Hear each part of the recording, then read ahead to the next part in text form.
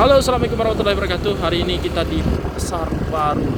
Kita menuju Painan. Beginilah kondisi hari ini Pasar Baru Bayang. Dan kita melanjutkan perjalanan ke kota Painan. Bapak Ibu, saudara, sanak saudaranya dimanapun berada, inilah suasana di Pasar Baru Bayang. Bagi di sana di perantauan, mudah-mudahan bisa terhibur dan bisa melepas rindu kepada kampung halaman. Di masjid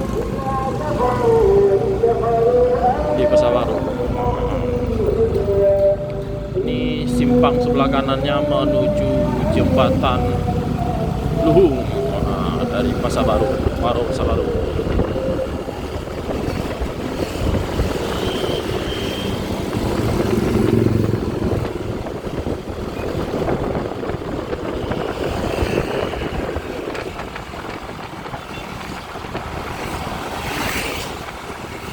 Mantap sekali di sana.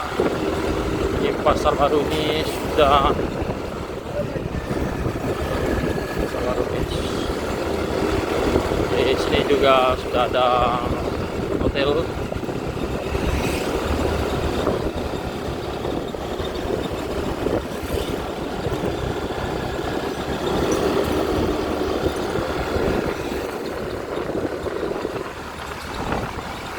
Oke, itu sana. Beginilah kondisi terkininya. Terima kasih. Assalamualaikum warahmatullahi wabarakatuh.